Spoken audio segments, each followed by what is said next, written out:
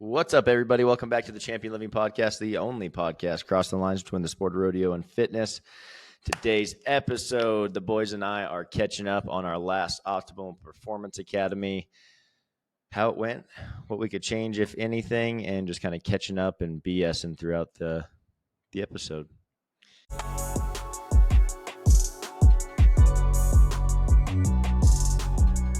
Guys, we got to thank a sponsor right now, HOOEY Brands. Guys, we've been rocking their t-shirts. You can see the new Optimal Performance Academy shirt they made that Paul's rocking right now. The guys loved them. They were so sick.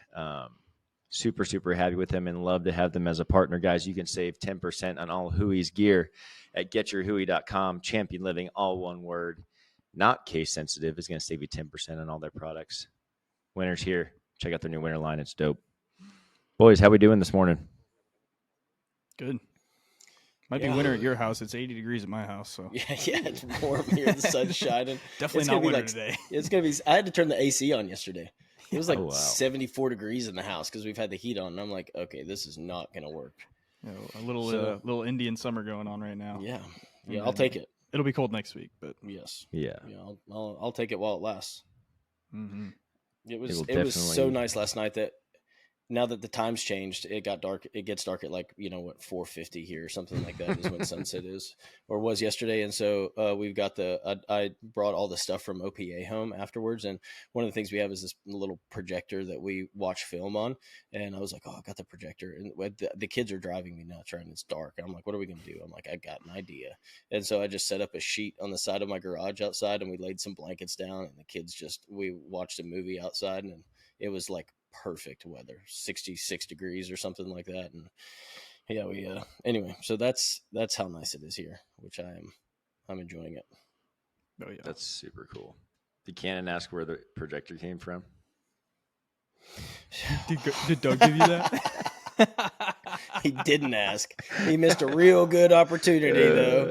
He missed a real good opportunity. I'm calling later, and I'm telling him. Have you mentioned that story on the podcast? I don't know if we ever have. It might be news. Yeah.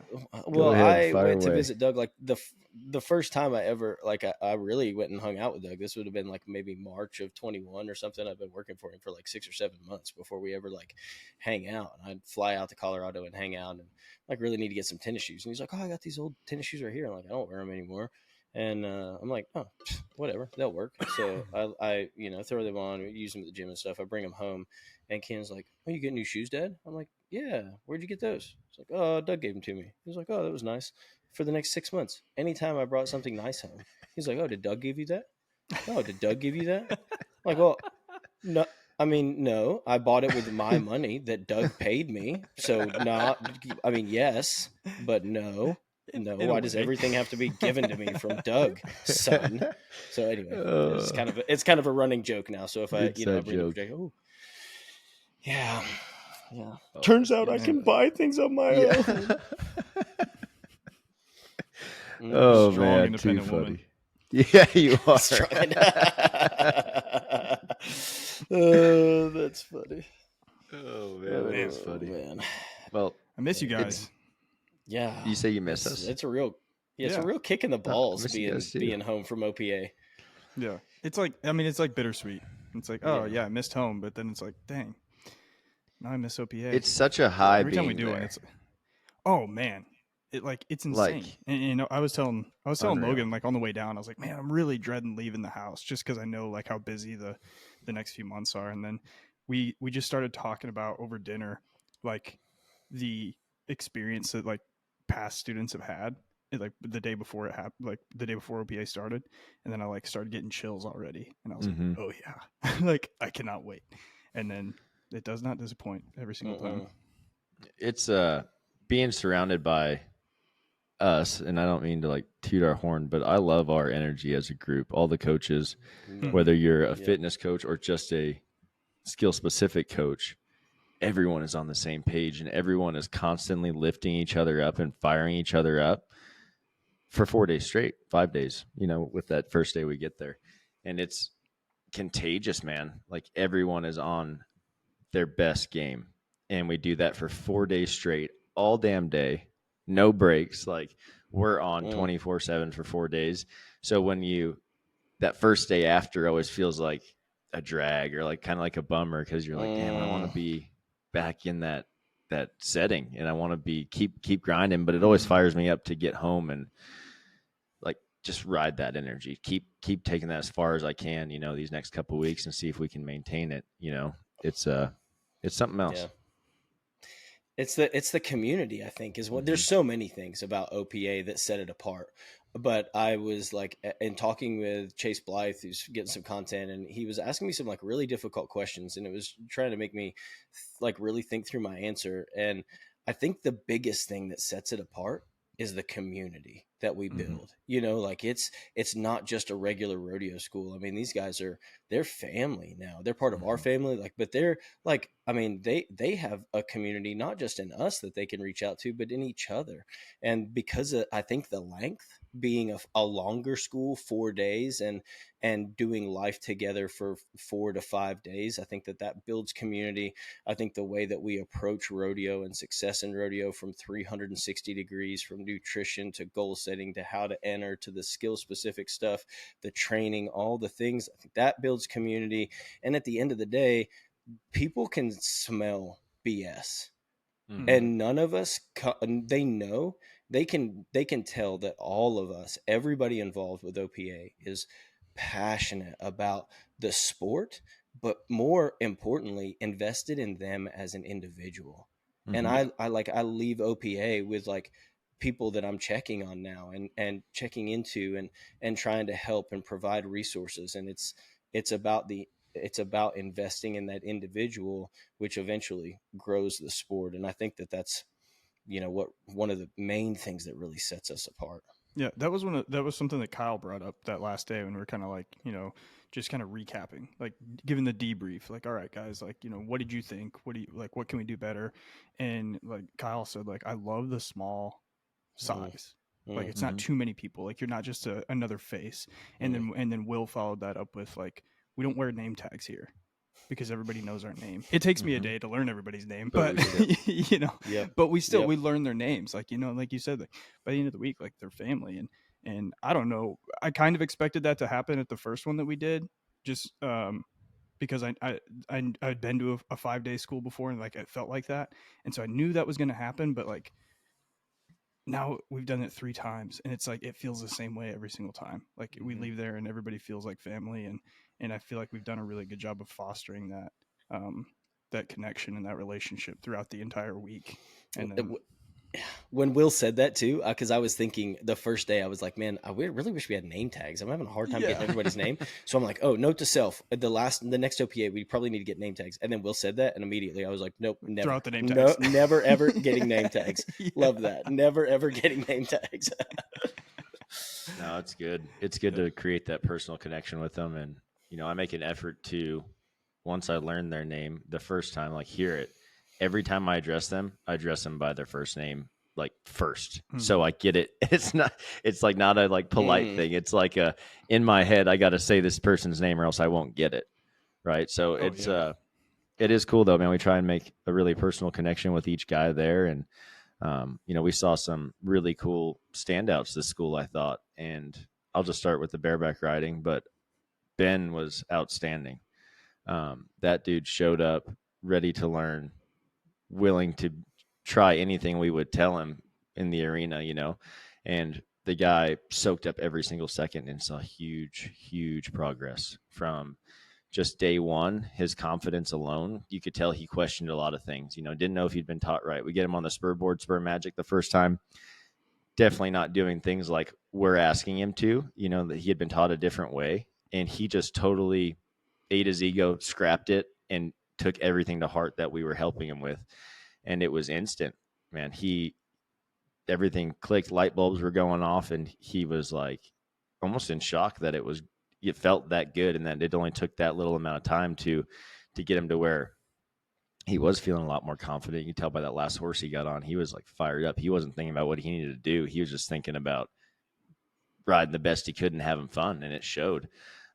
Every bareback rider and bronc rider did that and was really coachable throughout the whole process. So for me, while we did have a greener group of guys than we've ever had, I would say this is probably the most coachable group of guys that we've ever had because of that reason, because they haven't had so many reps in the past drilled into them not doing it correctly. That, yes, it is hard to change how you do things, but not near as hard when you don't have that many reps under your belt. What do you guys think? Any major cool takeaways? Yeah, what one of the cool ones that for me was like on the fitness side of things. And the first day, we kind of go around the room and ask, like who's worked out before, who hasn't. And there was like I think maybe one or two that hadn't worked out before.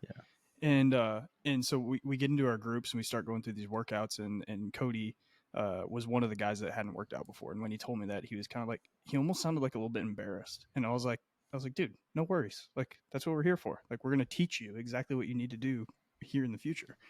And we'd go into these workouts, we'd demo them for him.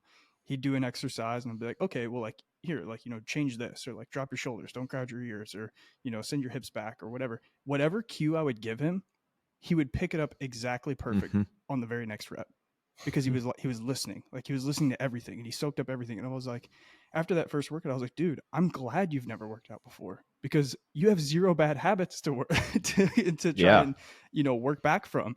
Like you're getting started on the right foot. And so that was a really cool one for me. And I think on the fitness side of things, everybody was really coachable, and that definitely carried over into the skill work too. Absolutely, dude.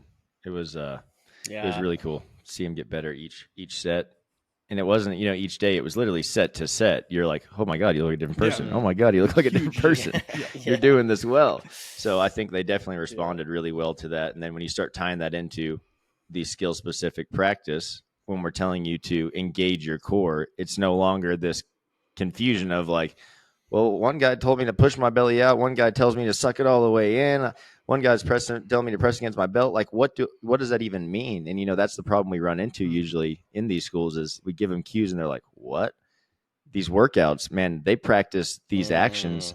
It may not be specifically in the same plane of movement or something like that as the actual skill, but we're still training those muscles, cueing them to engage them correctly through these exercises and saying, hey, you feel that? That's the same as feeling this on the spur board or bucking machine. And then it just all correlates together. Sorry, Logan, didn't mean to cut you off. No. You're that's kind of like along the lines of what I was going to say is just the cues that we're able to give in person and that really just change like the mechanics of, it doesn't matter what you're doing, whether it's exercise or riding the spur board, more skill specific stuff. Those cues in person change everything. And I think that, sometimes like the OPAs, I mean, Doug has carried the weight of them financially and has been the one rolling the dice financially. And I've spent a lot of hours in keeping registration and organizing communication with the students ahead of time. It's a big time investment on my part, and then it's a big time investment for all of our instructors and Paul and Tyler and everybody coming, right? So it's like so much. And there have been times where I'm like, are we doing the right thing? Like, are we doing it? And this week, man, I had two guys. I'm gonna get emotional talking about it, but I had two guys that like they sobbed and they hugged me and they said, "You changed my life." And I'm like, whatever it costs. Like whatever it costs. Like we're on the right track. Like we're doing what we have to do. Like we're doing the right thing. If it's one person one time a year, if it's one person every 10 years, like it's worth it. Like we're doing the right thing. We're not just making better bareback and saddle bronc riders. I believe that we're making better humans. We're making better fathers. We're making better husbands. Like we're investing in giving people resources and community and all the things that they need just to be successful at life. And that to me is like, it gives me this fire when I get home. I'm like, all right, what's next? Like where to next? Like where, like, how do we, like you said earlier, man, I just get back and I like ride that high. I'm like, I'm ready for the next chapter, whatever that looks like. Cause I want to do that more, so that's my biggest takeaway, I think, is that it does matter and we are doing the right things. Yeah, I remember like we sat down for dinner with Jeff Lee a few years ago, Logan, And like I was like riding a high from a school that we had just done, and I talked to Jeff because he's big production guy on the bull riding side of things, and I was like, man, I was like, how could a guy like do this full time? Like how could a guy teach rodeo to other people full time? And he was like, I think it's just a love effort, man, for a long time. Like that's all it is. Like he's like, it's not going to be lucrative. You just got to do it for the love of the game. And I was like, all right. Sure wish I would have talked to him before we started this. I think our model is good. It's solid. Like I think it's going to it'll eventually help, start at least paying for itself along the way. And but at the same time, we're not afraid to get our hands dirty, and we're not afraid to take that leap of faith, and for the sake of positive change in other people's lives. And so I'm just stoked to be with you guys and be on this journey and keep executing that. Same. And like this isn't stopping, like I'll float it till the end of time because of what Logan just said, what you just said, like the impact that it's making on the guys that do come. It literally changes their life. And to me, no money can buy that. No money can be, I don't care. We're going to keep going and keep doing this. And, at some point, it'd be cool to make some money. And the money that we want to make is literally just going towards putting on the next school. Doing this the way that we're doing it, there's a reason that it's different. And it costs a lot of money to do it. But the benefits, the results that we're seeing from the guys, we just come up on a year anniversary of our very first one. And that was like our real big leap of faith. We were like, do we belong here? Are we supposed to be doing this?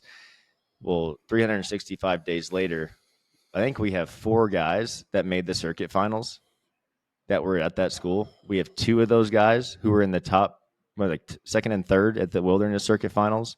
Yep. Dude, that was the goal. That was the goal, to give guys the tools to skip a couple years ahead and use the information and use everything we've given them to accomplish these goals a lot faster than we would have. Watching like Darian and Sage at their first school, they rode good.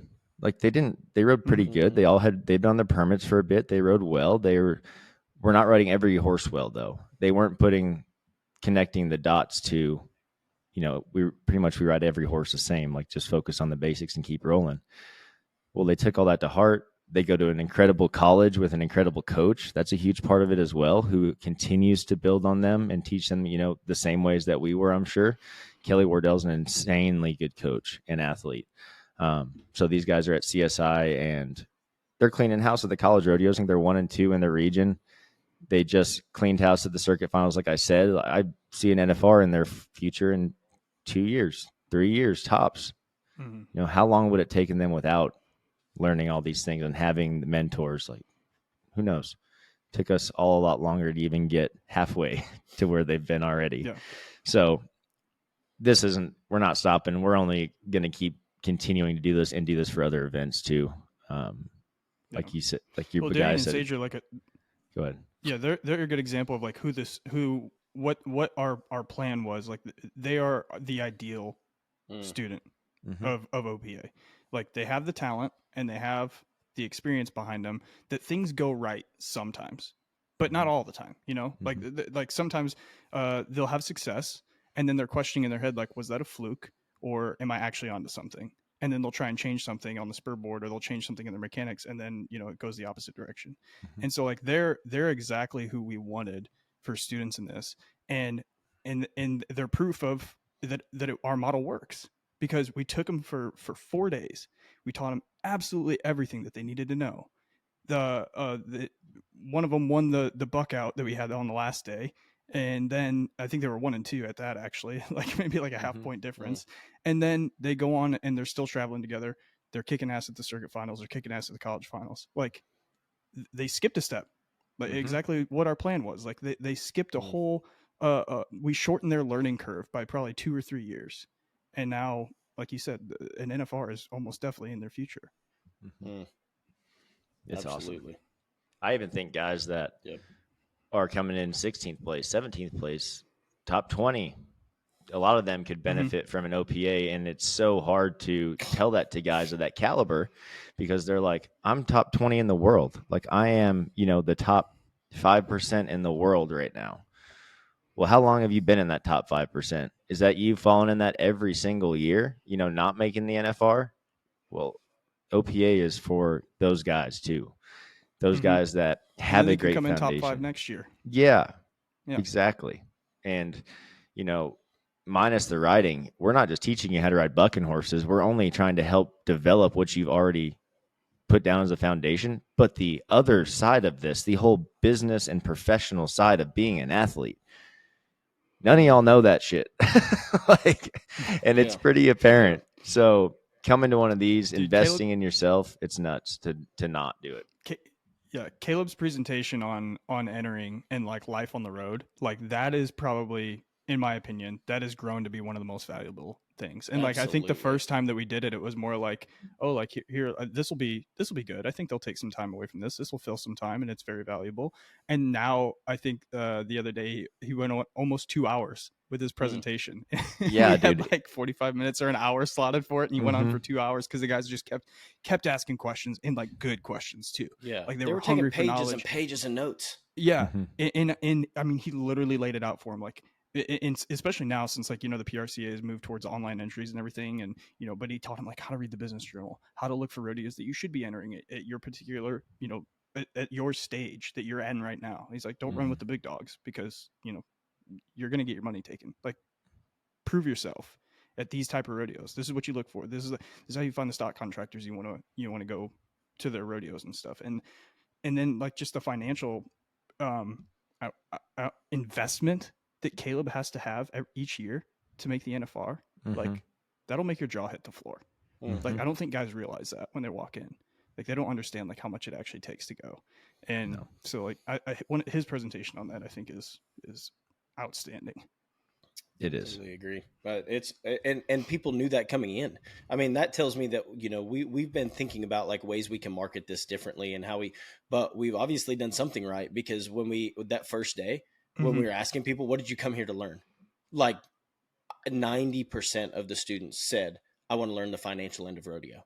I want to learn the financial end of, like I want to learn the business side of things. I want to figure out the rodeo side of things. And so I mean, it's definitely it's insane what he's been able to put together, and I'm so proud of the work that he's put into that. Right? Like it's something that he takes pride in. It's not like, oh, I'll just sit up here and chat with him about entering rodeos. He spent the last 2 months putting together a 10-minute video that he could pause and of screen recordings on how to find rodeos. He just did all kinds of stuff. I mean, he's put hours and hours and hours into that, and is just, I mean, giving it to these students.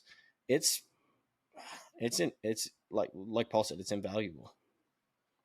Yeah, it is. It's really awesome. And that's the whole point with everything that we teach, is setting these guys up with information that, again, it takes years to get. And how much further ahead can you be if you're making wise decisions when you're entering correctly? If you're looking at your finances and saying, I want to go on this run, I know it's going to take this much money with entry fees, fuel, and food at the very minimum. Is that a wise decision? Dude, there were so many times I'd enter a rodeo with $100 in my account. 71 of that was going to fees. It's like, I didn't even have enough money to make it back home, and then wonder why I'm broke and I feel like so much pressure is on me to win. And then we all know that when you're riding with that much pressure and you're riding to win, it never happens. So it was just a constant uphill battle. Yeah, totally agree. I would have paid. I would have done some sketchy stuff to learn what Caleb teaches when I was first starting out. Oh man, I totally agree, man. What guys, we've talked about the future a little bit. What has you excited about the future this next year? We're going to have an additional horse riding OPA in 2024. But Paul, you want to tell them what's coming up next for 2024? Yeah. Yes, we are finally in the later planning stages of Bull Riding OPA. Yes. So I get so many messages almost on a daily basis of like, when are we having when are we having a bull riding one? When are we having a bull riding one? Well, we're getting it figured out right now. So that is coming for 2024. And so stay hooked, stay posted, or follow us, on Instagram for the announcements there. I'm sure we'll have plenty more podcasts about it when we do get everything worked out. But man, I'm looking forward to that because I think that could really change the game for a lot of bull riders out there. Mm-hmm. I definitely agree, man. We're stoked about it. Like Paul said, be staying tuned for our announcements for that being first or second quarter of 2024. If I had to put a range out there on dates, and just full transparency, it's going to be $1,500 a guy. You're going to come for 4 days. Lunches will be included. You're going to work out with us. You're going to learn about nutrition. You're going to learn about how to enter correctly. We'll have someone else doing the entering that can bring up some PBR aspects as well. And it's going to be a game changer for you guys. If you show up and start saving your money now, don't wait till the last month and be like, oh, I really want to go. I don't have the money. That's why we put these out so early. Guys, save some money. If you would have come to a school earlier, you would have already known how to save money because we go over that in a full lesson. But helping your budget, helping you figure out how to save and get all lined up for your goals, dudes, check it out. Like, look ahead, start planning for this because it's going to be an absolute game changer and going to be a hell of an event. I'm excited for it. And that's an investment in yourself because I don't think there's a student that we've had that would not say that it's not worth 10x the value. Oh, yeah. Our instructors that have got 15 years of NFR experience together say after every school, I still learned something. Like that just reminded me of this. And like Chase Brooks is going over the bronc riding, just fundamentals. And we get done and he comes up to me. He's like, I didn't realize how much I'd forgot about the basics of bronc riding. He's like, you just get going and forget. And he's like, dude, what a better time to be tuning up before the finals. Like just reiterating all those essential basics you need to do, which isn't that many, but it's cool to hear, man. I don't think there's anybody out there that wouldn't get something out of this. We had one of my great buddies, Jeremy Willis. He's got probably 40 years of rodeo experience between riding bucking horses and picking up. And he was just like, hands down, this is the best thing I've ever seen. So I've learned so much just listening to you guys talk to them and being around it. So it's good for everybody. Yeah. If you're like at the spot in your career where you're like, I probably don't need a school. This is your school. This is your like, school. That's your sign. That's your sign. If you're listening to this and you're like, well, it sounds kind of cool, but I'm a little too advanced for that. That's exactly that's your sign. This is what we've done is we've created secondary school, like other rodeo schools, high school rodeo, like your whole learning process, like that's K through 12. This is your PhD in rodeo. And like I really can't explain it any other way than that. But when you finish this school, like you have everything you need, like not part of it, like you have everything. And then all you have to do is go apply it and do the work. And how easy could it be? It's so easy. Just go get the tools, go get the knowledge, and put it to use. Simple. It beats learning through. Everybody wants to make the finals. Everybody wants to go to. Yeah, everybody wants to make PBR finals or go to the NFR. Like, we show you exactly how to do that. And I'm not saying like just us three, like actual people, like people that have been there multiple times. They've learned the hard way, so that you don't have to. You can learn the easy way, if that's such a thing. No, you're right. If there is such a thing, but I think we're going to wrap it up right there because that's it, man. If you want to get your PhD in being a professional rodeo athlete, OPA is your one-stop shop to getting it.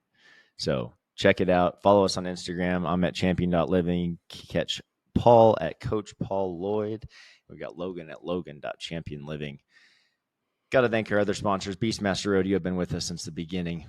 You can check out all of their gear at beastmasterrodeo.com. Use our discount code championliving. All one word is going to be uppercase for that. It's going to save you 10% on all their gear. Again, beastmasterrodeo.com. Guys, till next time, we'll catch you later.